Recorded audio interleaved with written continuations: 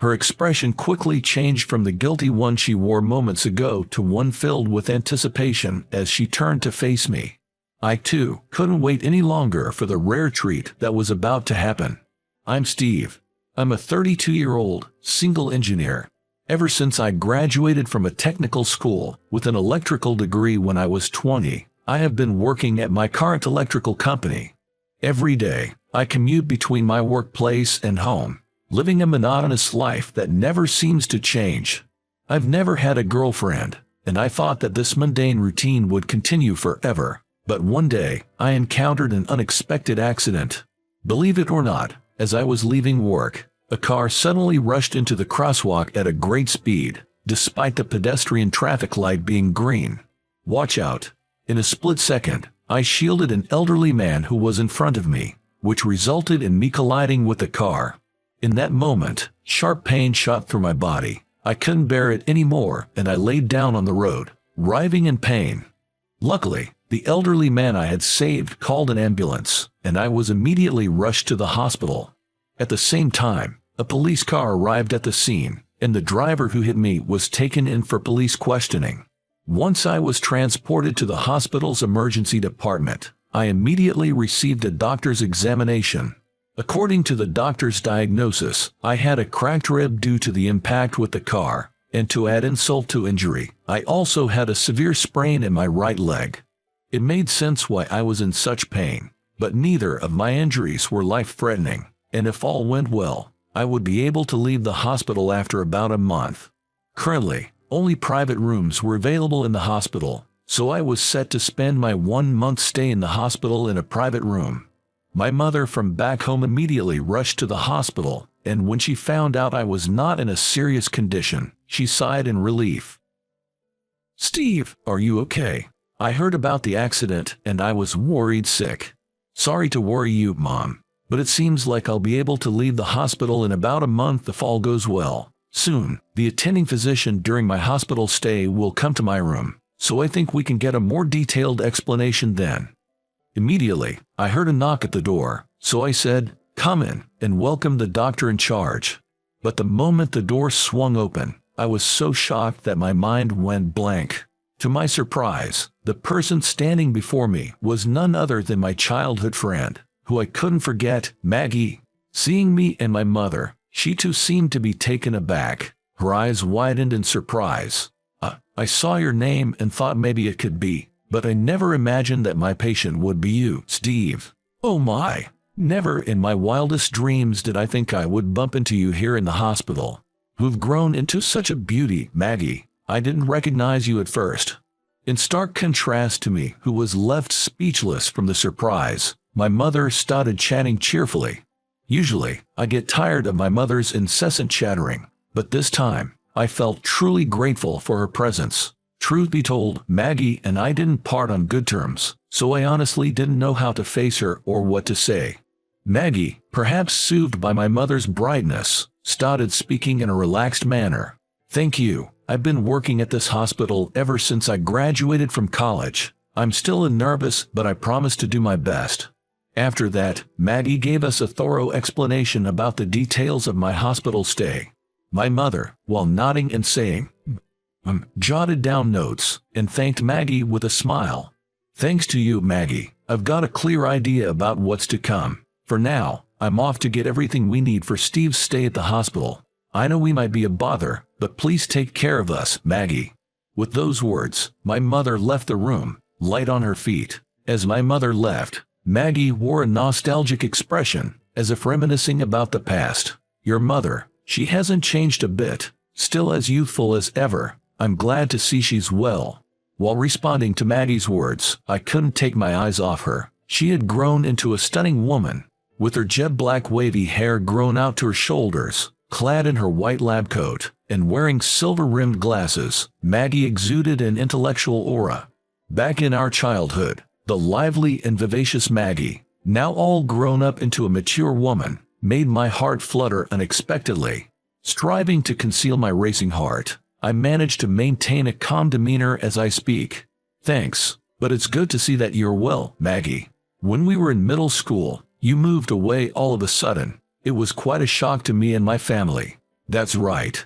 Without any notice, Maggie, who lived in our neighborhood during middle school, suddenly moved away. Being a childhood friend since our early years, her sudden moving left me deeply upset. In fact, she was my first love. Then, Maggie furrowed her eyebrows and revealed a surprising truth. I'm sorry for surprising you back then. Actually, my mother ran off suddenly with a man who wasn't my father. I suppose your mother, Susan, might be aware of this. To avoid any further spread of rumors, my father and I decided it was best to move to his hometown. I've always regretted that I couldn't say a proper goodbye to you and your brother, Peter. I see, that must have been tough. I sympathize with Maggie's turbulent past, while feeling a twinge of pain at the mention of my brother's name. An inevitable past shared by the two of us resurfaces, but it's something we can't discuss here. Regardless of the circumstances, we have been able to reunite, and I didn't want to ruin the positive atmosphere. Maggie seemed to feel the same, flashing a bright and cheerful smile in the next moment. But now, I've fulfilled my dream of becoming a doctor, and I'm enjoying every day of it. I'm still nervous, but I hope I can help you recover, Steve. That's right. I had always loved this radiant part of her. As I was reminded of this, I nodded and responded, thank you. And so, after reuniting with Maggie after 17 years, my stay in the hospital began. By the way, there's a certain backstory to the awkward past between Maggie and me. I have an older brother, Peter, who is 2 years my senior. Peter is an elite graduate from a top university and currently works for a multinational corporation, often traveling overseas. Given our close ages, Maggie, Peter, and I used to play together a lot when we were kids. As I advanced to middle school and entered puberty, I began to realize that I had feelings for Maggie. Hey, Peter, and you too, Steve. I baked a cake with my aunt. Would you like to have some? Maggie, who had been visiting our house frequently even after we entered middle school, came to our room that day with a plate of freshly baked cake. Peter and I, who were playing video games, were thrilled at the delicious-looking cake. Wow, that's amazing. It's like you're a pro. Maggie, you're definitely going to make a great wife someday. Hee hee. Thank you, Peter. My brother was right. Maggie's homemade cake was delicious. But I remember clearly, even now, while I was poking at the cake with my fork, watching the two of them with mixed feelings. You see, ever since we started middle school, the relationship between my brother Peter and Maggie had grown closer than ever before. Maggie often said she wanted Peter to help her study, and they frequently went to the library together. Honestly, I had a feeling that the whole studying thing was just an excuse for Maggie to spend time with Peter. It may be weird for me to say this as his little brother, but Peter was quite the heartthrob, a far cry from an average-looking guy like me. On top of that, my brother, Peter, was excelling in both academics and sports, always being the center of attention for the girls. I thought I was good at studying too, but all things considered, there was not a single aspect where I could beat Peter. Feeling proud of my brother, while simultaneously harboring an inferiority complex towards him, in a way, should make sense. Perhaps even Maggie has feelings for Peter. This suspicion crept into my mind, and one day, I boldly broached the topic with my brother. Peter, you seem to be going to the library with Maggie quite often recently. What do you guys talk about? Peter thought for a moment before answering. Well, Maggie seems to have a crush on someone, and I'm just giving her some advice. Of course, I'm also helping her with her studies. Upon hearing those words, I was shocked. Regardless of whether the person she likes is Peter or not, it's clear that Maggie does have feelings for someone. Despite her never acting like having feelings for someone in front of me, the fact that she relies on my brother for advice may imply that, to her, I don't matter. Just as girls flock to me only to get closer to Steve, I guess to Maggie, I'm nothing more than an added bonus. We've been hanging out since childhood, but perhaps it's time for me to stop having unrealistic expectations and involvement with her. From that day on, even when Maggie visited our house, I made it a point to avoid her thoroughly. My change in attitude was probably too overt. Both Maggie and Peter seemed to sense the strange shift in me. but it's harder to stay close to her knowing that my feelings for her will never be reciprocated. I started to just stay in my room more, saying, I want to focus on my studies. Back then, the only outlet I had was trying to get good grades in tests. However, no matter how hard I tried, I couldn't surpass Peter. Thinking about that made me feel even more empty. In retrospect, I think my mindset was too extreme, and I really regretted continuing to avoid Maggie until we had to part ways abruptly. Being a family with Peter, we were naturally able to return to our previous close relationship. But honestly, I felt that Maggie had every right to dislike me. But she was so warm and welcoming towards me, even after I had abruptly distanced myself. Once again, I felt grateful for Maggie's magnanimity, and I decided to cherish our relationship. Although it was just a month-long hospital stay, I firmly vowed to spend it peacefully and without incident. Thanks to Maggie's appropriate treatments, my recovery after the hospitalization went smoothly. I was full of anxiety at the time of the accident, but at this rate, I should be able to return to work without any problems. My mother, who visited me in the hospital, expressed deep gratitude for Maggie's dedicated work. I didn't know what to do because my family member had never been hospitalized before. But Maggie, you really saved us. Oh, I have a present for you. With that, my mom handed Maggie a handmade bead hair tie with a smile. My mom is a handmade crafts artist and has often given her works as gifts. Every time Maggie receives them, she politely says, "Thank you," which seemed to motivate my mom even more. Believe it or not, my mom even brought a cake that day. Mom, this isn't okay. You can't bring homemade food into the hospital. But my mom, as always, was unfazed. But just a little bit is fine, right? During a break, why don't you and Maggie have a piece? Maggie looked a bit troubled, but accepted the cake, saying, "Well, since you've gone through the trouble, just this once." After my mom left, I apologized to Maggie several times. "Maggie, I'm really sorry. Whether it's the cake or the accessories, it seems like she's making you feel uncomfortable. You don't have to worry about my mom. If it's a hassle, please decline. It's okay." But Maggie, with a wide grin, shook her head.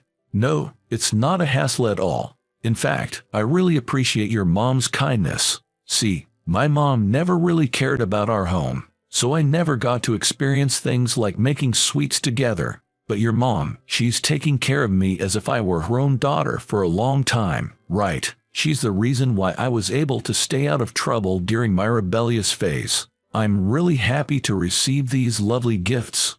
Maggie's words resonated strongly with me.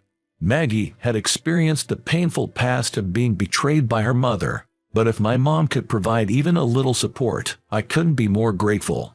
My mom might seem carefree, but she's genuinely worried about Maggie. I now realize how kind my mom really is. However, it might not look good if we keep eating cake in the hospital.